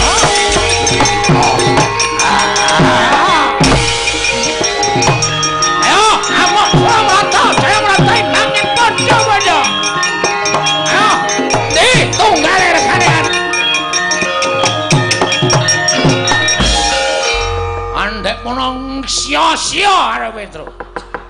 Ayo kene ayo. Ayo 3.000 entuk anduk. Rumangsane nyepelekke karo Panakawan Petruk. Gleleng. Temu bapakne. Ya. Wah, dewa iki aja tak sumbari. Dewane pirang-pirang, bapakmu lagi ngladeni dewa siji, ya mula dipati nganglang jagat. Ayo, slebdul modar. Nek ra prayitna, Bagong iki ngomong sok nyemelangi ora. Aku ki mung ngomongi kok ora. Ora medeni ya ora, mek ngomongi. Heeh. Mek ngomongi. Wong urip nang donya iki dibajeke omong kosong. Omong kosong ora. Ayo ndelok bapakmu lek gret kae, Tru. Ya, wah, ayo kaya ngono kok. Ah, dewa bubar mawut ra karo-karoan galuh. Wah, seneng. Ayo.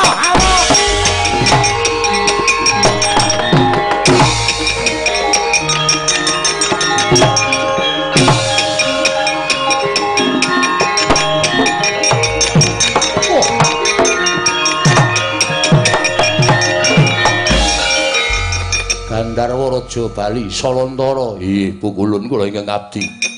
Ngamuk punggung Suratantaha Nirbaya Nirwikara. Sinten tiyangipun nggih mboten ngertos bilih Petruk inggih Petruk menika anak kula. Namung dipun mong dening Semar Badranaya. Sinten ingkang badhe kendhak sikara dhateng anak kula. kula mboten mentala nyumurupi penangisipun anak kula. Kita ngewangi atmaja, kita bakal gedhe walate sarta kita bakal ulun katutake dosane. Nyuwun pangapunten menawi kula wantun kalian panjenengan.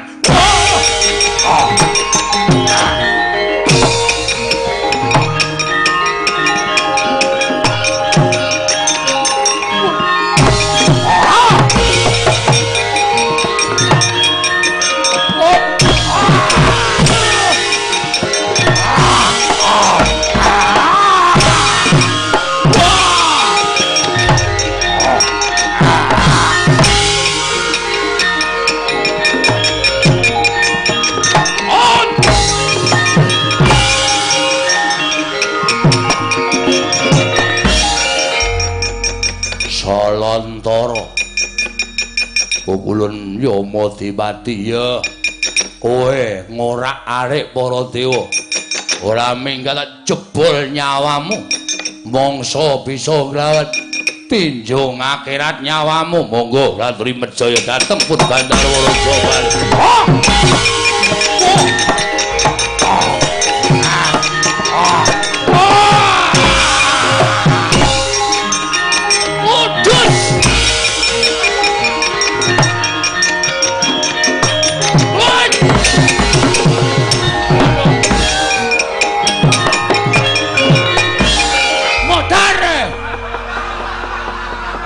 Gong, kowe iki piye to?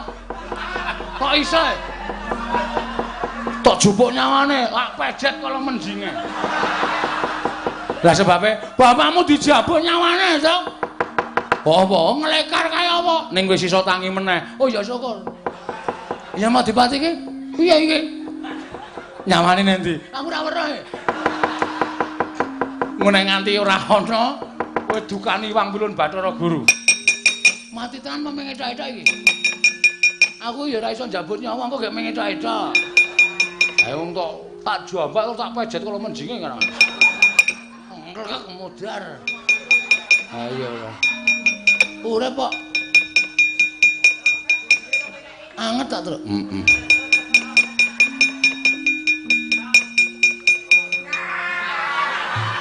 Aduh. Oh, urip. Bagong enak-enake. Genah mules mbok yakin. Aja kok diplintir. Ku iki kena sithik wae wetenge larane. Wah, lancar. Waduh. Bagong wong edan. Wah, lancar. Kena setute larane raja. Kok diplintir. Padake gawe ntrontro.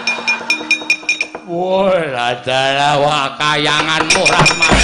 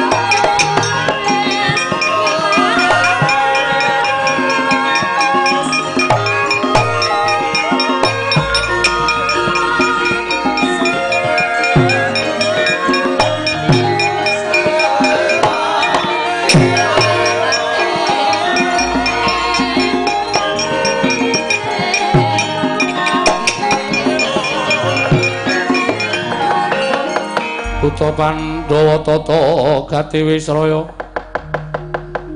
Indriyaksa Sara Maruta Pawana Pana Margana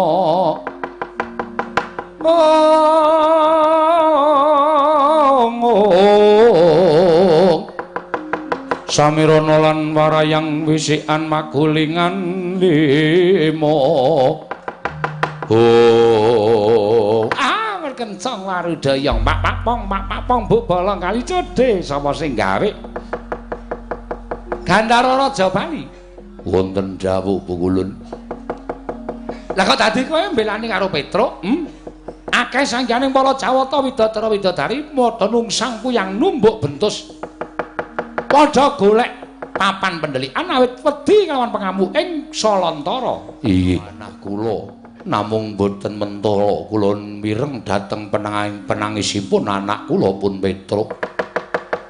Anggenipun dipun sikara dening para dewa wekasan kula kedah mandhap lan belani dhateng anak kula. Ya, bener. Sing jeneng arep netangi kamurkaning wong lanang kuwi siji rusuh ana bandane, angka loro rusuh ana bojone, angka telu rusuh ana anake. Wis bakal muntap. Inggih. Mula ra jeneng mokal. Petruk ki atmaja kita. Petruk ki anak kita. Inggih. Petruk kuwi anakmu, mula ora jeneng mokal yen to kita mbailani karo Petruk Kanthambaleng. Ya mong ngene ya. Gandara Raja Bali aja nganti kawanguran Iwang Jatimurti. Sabab yen to nganti kawanguran Iwang Jatimurti, kita mengko bakal nampa pidana saka Iwang Jagadgiri Pratingkah. Inggih, Pukulun. Sartane Petruk Kanthambaleng apa dene Bagong?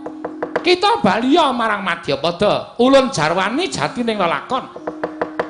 Penemune Iwang Pikulun Jagadgirinata, wong atuwa kita bakal ngembari marang panguwasaning para dewa. Kuwi mau wis tak klerokke nanging ora diagem apa kang dadi atur ulun. Lah iki saya ngombro-ombro pakertine Iwang Jatimurti bakal mudhun ana ing jagat. Bakal sak pejagong lawan bapakmu. Mula mongko perkara ala becik bener luput men ditanggung karo bapakmu. Perkara iki men dilakoni dening Iwang Pikulun Jatimurti apa dening bapakmu Semar? Oh, ngaten Bu Kulun. Ya. Wis ngono wae ya. Salantara kita bali marang kewajiban kita. Petruk ben bali marang Marcapada, bali marang Karakadempel. Oh iya, ngestaken jauh. Ya mong kowe tak kandhani ya Petruk supaya bapakmu kinan prayitna ngati-ati malang tingkah lakuning kadange dhewe ya kuwi Iwang Jagadgirinata. Nggih, ngestaken jauh Bu Kulun. Wis ngono wae. Ulan kondur makayangan. Sembah kula ingkang ndherekaken Jengkar Paduka. Sembah kula ingkang ndherekaken Jengkar Paduka Pulun. Ya, ya wis karya slamet ya Petruk. Bali ana Marcapada. Lho nggih ngestakaken dawuh.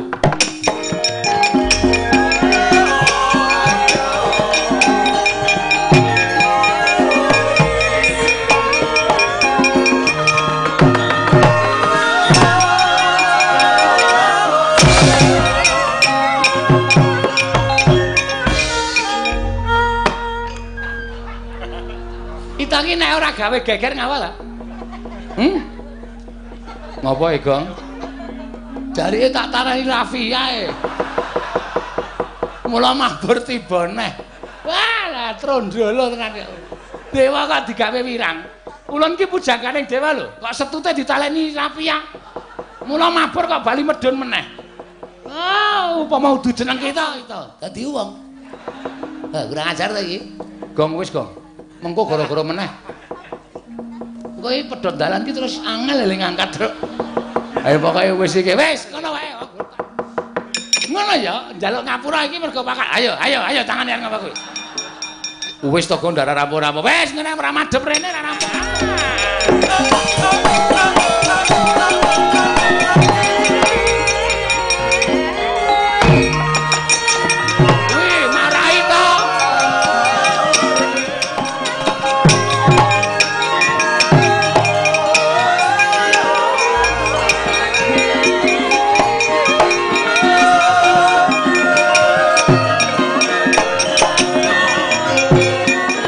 Pandhawa tata gati Wisraya Siang nyoma wingis tuta mangolir gua sela mangling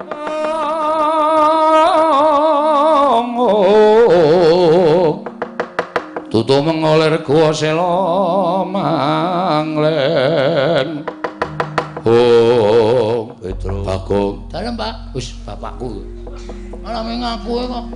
Ya ora apa-apa Petruk. Wis kowe bali kandha karo Semar. Apa sing dingendikake dening Iwang Bali marang kewajibanku mundak didukani Iwang Pikulun Jatimurti. Jeng napa malih nggih Pak ketemu kalih kula niku kangen kalih Bapak. Sok yen ana sing njaluk lakon Semar bangun kayangan Petruk. Lah kok malah diomongke lho. Liya dina mesti ketemu mbuh pirang abad pirang atus taun meneh mengko aku iso ketemu karo kowe Petro.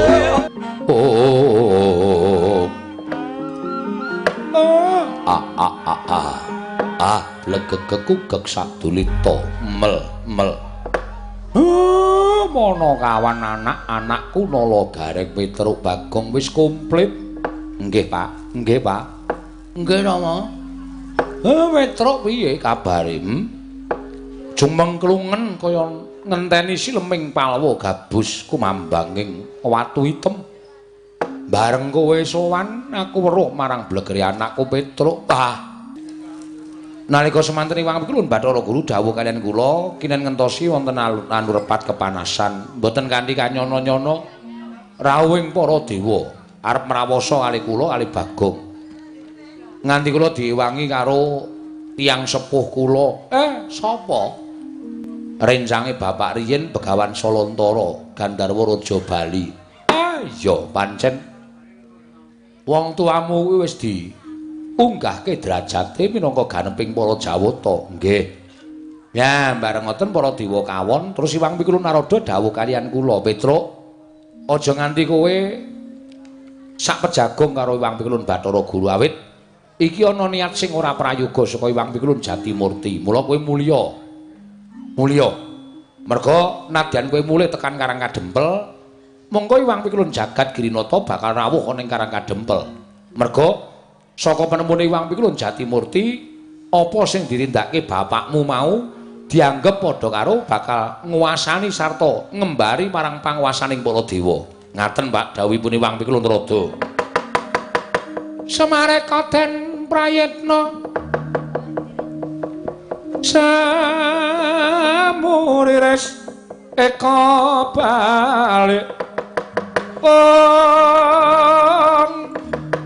titiyani gandayani trisanya purnama sasi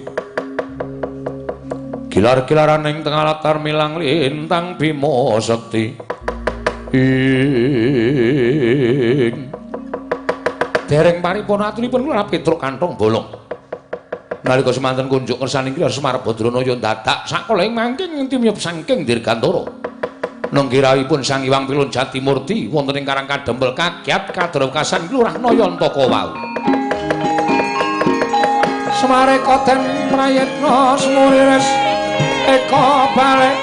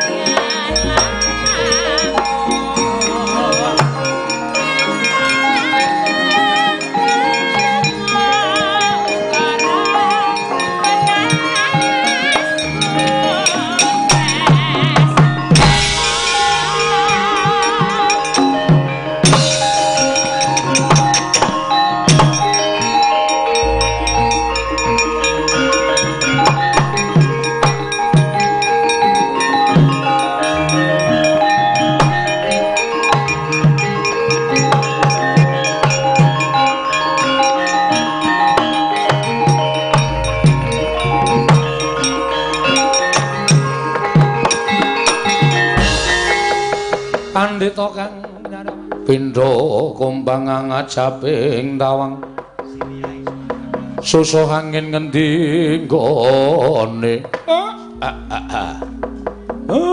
manik maya ingkang sowan lah kok bener ature Petruk durung rampung Petruk nggone matur kelawan aku yen to Iwang Pikulun Bathara Guru ya isi manrawuh ning Karang Kadempel padha slamet manik maya pinayunganing kawidadan sowan kula Kakang Ismaya kula ngaturaken sembah kula kunjuk iya tak tampa eneng apa apa kowe nglarapake penjaluke kakangmu apa kowe ngaturake apa sing wis ndak aturake lumantar Petruk kantong bolong Kakang Ismaya sowan kula wonten ing Karang Kadempel sayekti namung badhe nanting dhateng penggalih ndika Kakang. Nanting bab apa?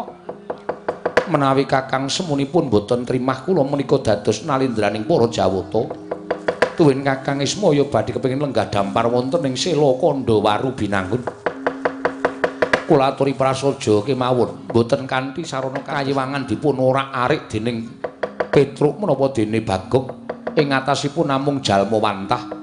Tur dasaripun derajatipun namung kawula teka wantun nyamah dhateng asmaning kadewatan langkung-langkung Kakang Ismaya bilih sekar Plempertangga Jiwalan Sekar Jambu Dipa Nirmala menika upami dawah sakmangke boten dawah wonten ing Madyapada krana menika kewajibanipun para Jawata teka Kakang Ismaya anggenipun sampun alampah dados titah sewantah badhe nyuwun sekar Pertangga Jiwalan Dipa Nirmala menika mengku suraos kados pundi sami kemawon Kakang Ismaya menika ngasoraken drajating kadewatan sami kemawon Kakang Ismaya menika badhe ngasoraken dhateng kalendranipun ingkang rayipun Manikmaya kanthi cara mekaten kula mboten narimakaken ing atasipun namung badhe mangun desa kemawon teka kanthi syarat srana ingkang asalipun saking kayiwangan menika mboten sagedipun tampi kanthi nalar kamanungsan ingkang ganep Kakang Ismaya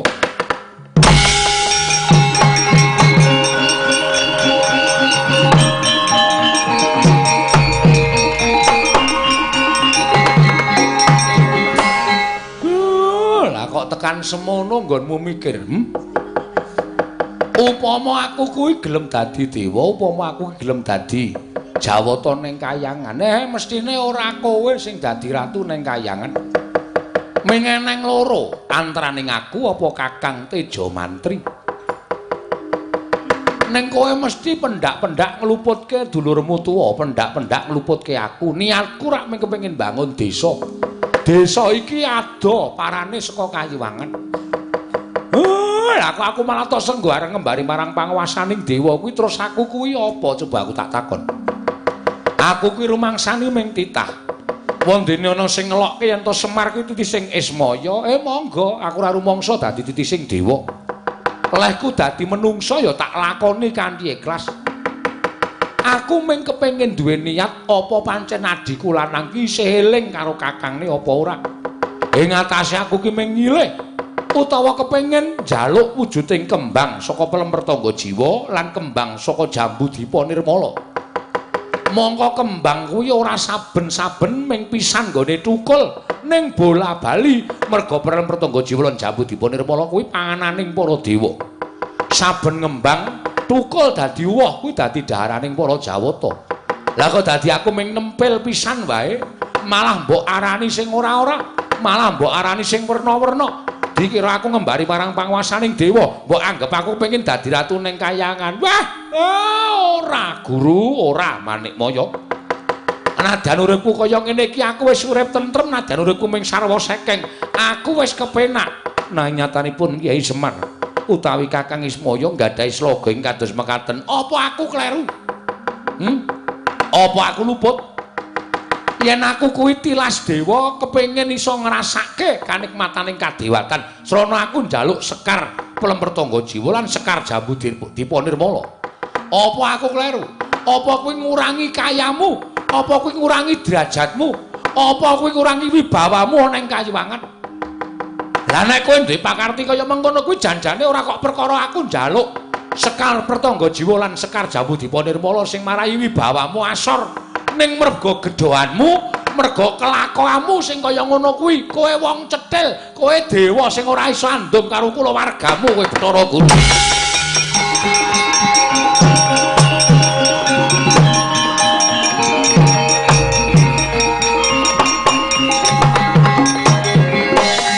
ora sandadak kokian gunem tanpa guna niatmu piye Kakang Ismaya aku mung kari manut apa pancen kudu taker marus mulang tatu wah lah kok kaya ngono ucapmu kowe karo aku ki sedulur lho kowe ki adikku ya nadyan derajate beda apa ora saru dinu ning atase ming perkara kaya ngono lah kok dadi kowe saiki sugal ucapmu ora nganggo tata krama ora peduli. Kena tau pamake lamun Ismaya isih urip ana ing jagat, ora bakal langgeng Manikmaya nggone dadi Nalindra. Sarta ora bakal tentrem nggonku dadi dewaning para dewa mangreh para titah ana ing Janaloka. Mula wektu dina iki ora gelem urungake kersaning Kakang Ismaya.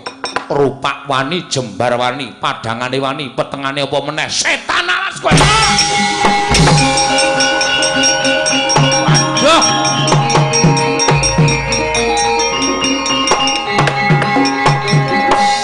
Bapak iki biasane sabar kaya dadi kaya ngono ya, Tru. Wah, lah kok Bathara Guru kok diuncali sikil untung iso endo. Sandale nang ndasku kowe. Sandale sapa? Sandale bapak penyakit tenan kok. Mongko tekleke. Wah, lah kowe. Kiye apike to lagi kiye. Antil sisan kowe. Wis ngancing iki. Wis piye kae? Wis men, nek cara aku nengke wae wis ben. Wis kok menang sapa? Didelok sisan tru. Bathara Guru karo Semar ki digdaya sapa? Nek digdaya Semar, kowe karo aku gleleng tru. Ha wis karepmu, Gong. Ayo.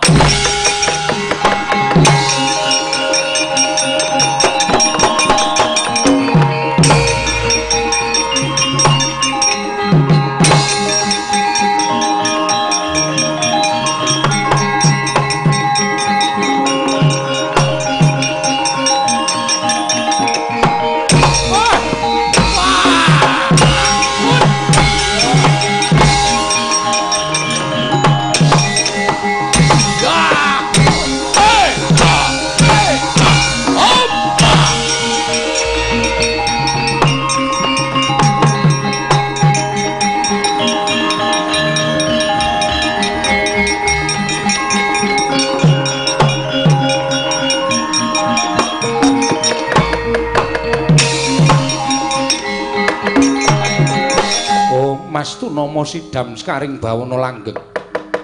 Mula ta mula kayiwangan hawa panas ingkang kagila-gila. Jebul Manikmaya nerak pacak nerajang perbatang. Ismaya ora bisa meper mubal babaling kanemurkan. Putulun. Putulun sakarone padha sirepen kamurkan kita Putulun.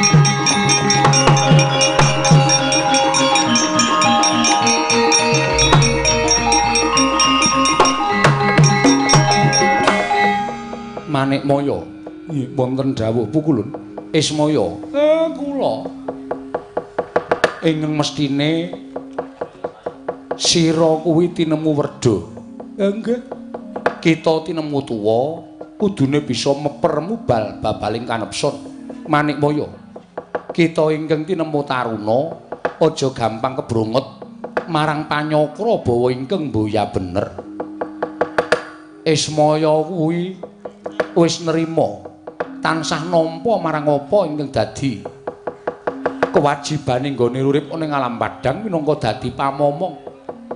Lah kok dadi mung kepengin wujuding sekar pelempertangga jiwa lan sekar jambu dipa nirmala. Teka kita malah ndakwa kelawan Ismaya ingkang ora-ora. Sinenggu Ismaya bakal ngembari marang panguwasaning para dewa. Manikmaya lamun nduk nalika semana kita kuwi ora tumbak cucukan kelawan Pukulun Bathara Tunggal ya wong atuwa kita sayekti ingkang dadi Nalindra ning Kayiwangan dudu kita nanging antraning loro Semar apa Watateja Mantri nanging gandeng kita ingkang saktemene duwe niat kepengin dadi Nalindraning para Jawata wekasan kita adul-adul kelawan wong atuwa kita Sang Hyang Tunggal wekasan Ismaya lan Teja Mantri kudu nandhang papa cintraka kaya mengkene iki merga saka pradul kita lawan wong atuwa kita. Apa isih kurang nggon kita nyengsarake kelawan kadang-kadang werda kita Manikmaya. Waduh, Truk. Ana cah cilik gleleng ya, Truk. Ah kok gleleng misah Semar karo Bathara Guru ki. Semar ya ndodok nglumpruk. Bathara Guru ya sedheku. Sapa to? Wah, Bagong ki ngawur ora. Sapa ya? Sang Hyang Wenang. Kelas pira? Kelas pira jenggolmu kuwi? Kayak iki dewa. Masa? Kayak iki dewa. Ah kayak iki. Oh iki wis ngono. Kok ngono iki dewa? Waduh ya. Randana nek kae nyemelangi tenan Gong. Awan ndodok nang kene. Oh iya. Rasah nyuwara. Ra. Wah nyuwara ditenono kowe mah disotke.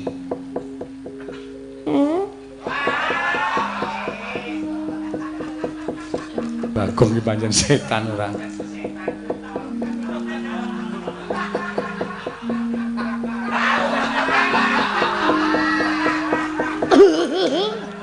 Dengkulmu kowe ora. Nggih Bu kula sedaya kalepatan kula Tiagung Pangaksami.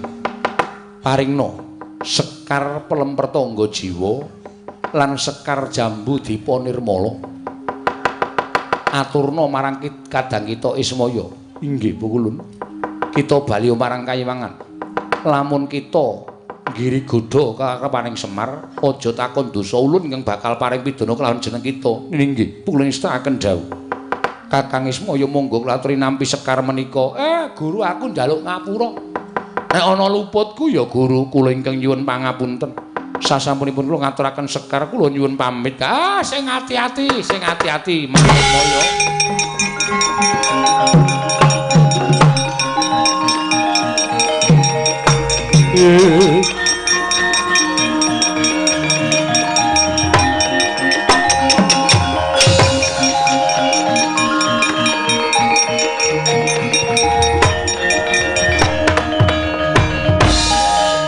Ismaya, kula wonten dawuh.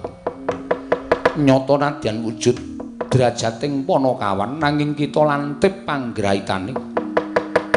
Teka kita bisa weruh kelan kahanan ingkang saknyatane. Nggih.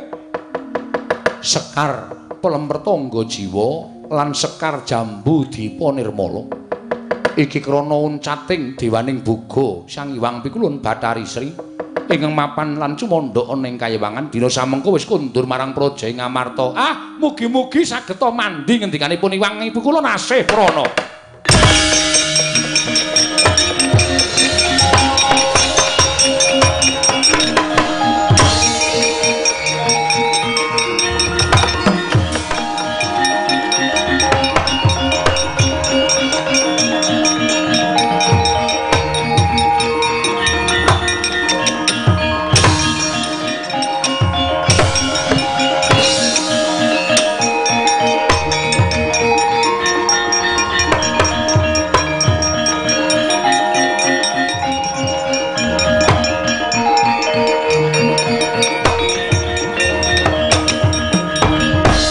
Marika den mrayitna semuriris seka balik titiyane Kakang Semar aku ingkang sowan matur nuwun Den Ndara Punta Ndara Werkudara. Iya Kakang Semar enten apa kabar sing tak tampa Kakang Semar bakal mbangun desa? Nggih apa pancen bener mengkono? Nggih leres malah niki kula wis entuk syarat srana.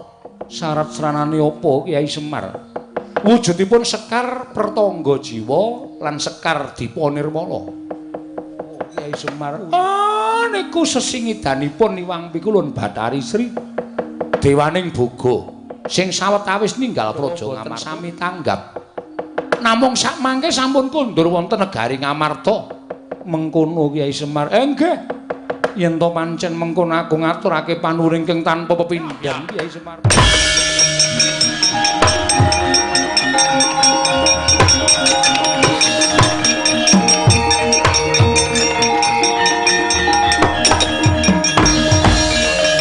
Petruk ngapa? Matur ngersanipun Bapak Semar. Iya. Sewu lepatan Diagung Pangaksami. Ora dadi ngopo. Amit ngaturaken tebah Siti Sekul. Binuntuling koron klopo apuran tambah bila wonten lepat kula inggih krungu jatur sanipun Bapak Semar. Iya gak wis. Nalika semanten kula jagi wonten tapel wates. Tapel wates ngendi? Karang Kadempel. Dumadakan mboten kanthi kanyono-nyono, Mbak. Nang apa Petruk? Wonten buta ngamuk punggung Suratamtaha Nirbaya Nirwikara. Goleki sampeyan jarene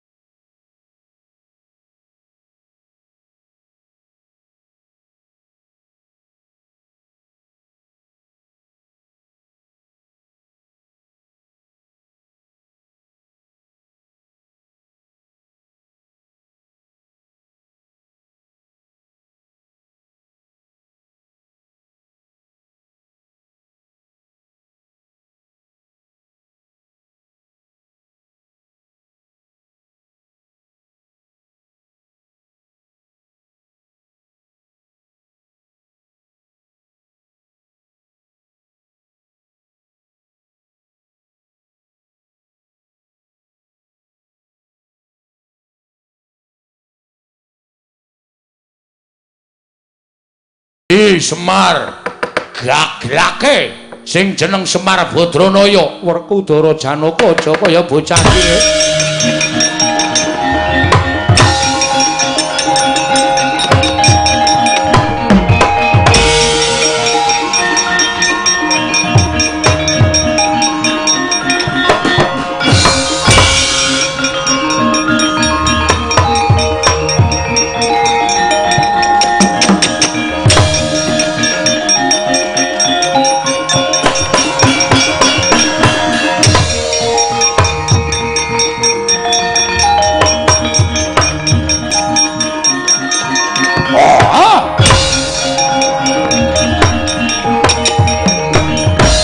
Kunjang kancing langit kelap-lapaton lirikin sanging risang mawe gandrung ladala sapa Raden Janaka piranganing Pandhawa kowe sapa Degya kala Jajal Werka ya ana wigati apa dawing dewa kudu mangan daginge Semar pecah siramu. Ayo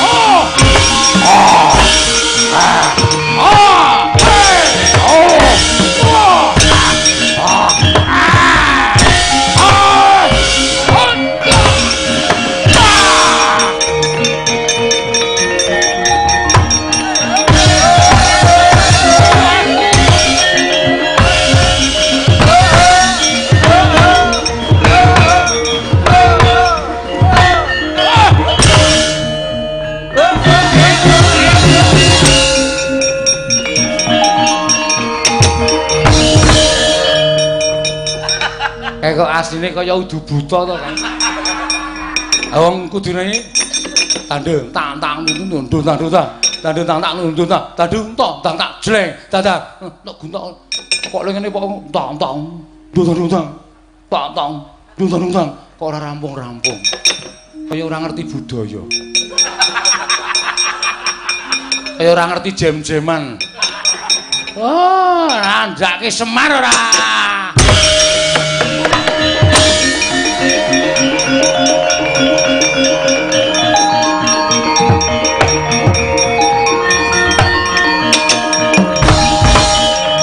Geger, Pak. Oh, piye? Ndara Werkudara Janaka kalah. Ayo. Pak. Oh, piye? Ndara Janaka karo Ndara Werkudara kalah. Terus iki mungsuhe sapa? Butane gedhe banget. Ngamuk, gulung-gulung kaya ngono sawah tegar rusak kabeh. Wah! Ham.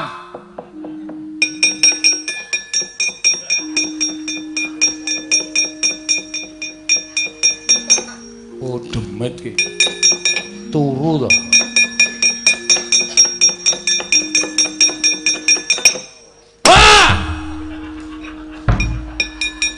Bagong gugah bapakne digetak. Ben.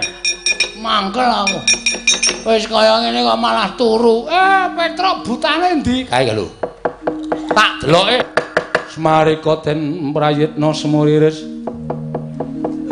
Semuriris seka balik titiyani Gandayani.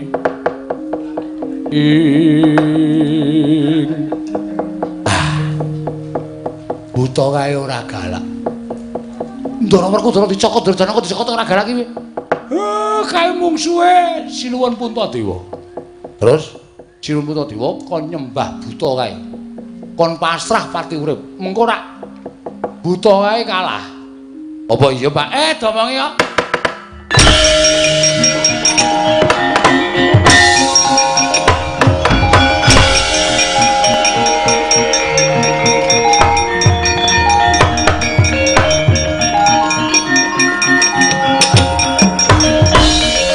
Dawi bapak, iya Petruk piye?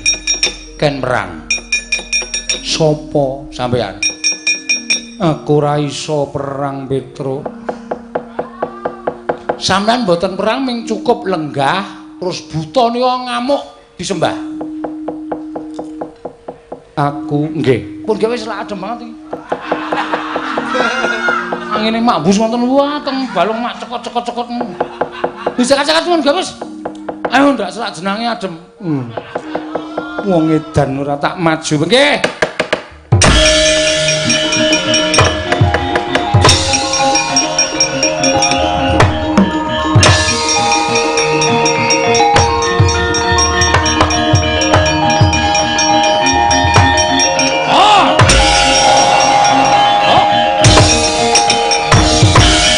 Opoi Prabu Puntadewa, kowe sapa? Aku Jajal Werka. Jajal Werka. Iya. Ayo ndi Semar Badranaya. Tak cekel bakal tak nggo ganjel isi ning wadukku. Jajal Werka yen to pancen arep mateni kelawan Semar. Ternyatane Semar kuwi Pandhawa kuwi dimong dening Kyai Semar yen to Pandhawa kelangan Kakang Semar pepes bayu kang tapis ora bakal duwe kekuatan. Mula tinimbang Semar ingkang tekaning pati aluwung Puntadewa sakadang ingkang mbok sirnakake. Ikhlas karo nyawamu. Ora ikhlas sebab apa? Mapan tak gaglak dadi isen-isen ning wadukku.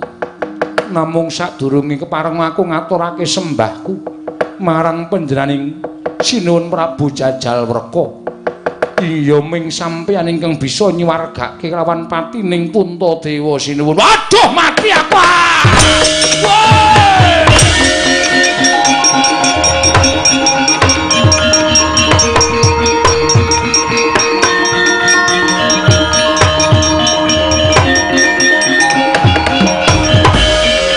Koko Prabu inggih, Yayi. Kenging menapa paduka ingkang wujud raseksa. Krana nami panjenenganipun Iwang Jatimurti menapa ing dados gegayanipun Semar menika kedah nampi cobi. Nyatanipun kula ingkang kadhapuk supados dados pacobaning Kyai Semar. Lah kok jebul malah para Pandhawa ingkang saged nyingkiraken pacoban wujud ingkang Raka Indrawati. Setemah kula wangsul kok wujud kaya wingi uni. Inggih Koko Prabu. Apa niatipun Semar Badranaya menika kandhas dumugi ning Batus? Mboten nggadahi niat menapa-menapa kejawi amung ngambangun desa Karang Kadempel. Yayi, wonten dawuh. Maitra mekaten kliyanana kula manunggal wonten ing Karang Kadempel. Monggo Koko Prabu kula dherekaken.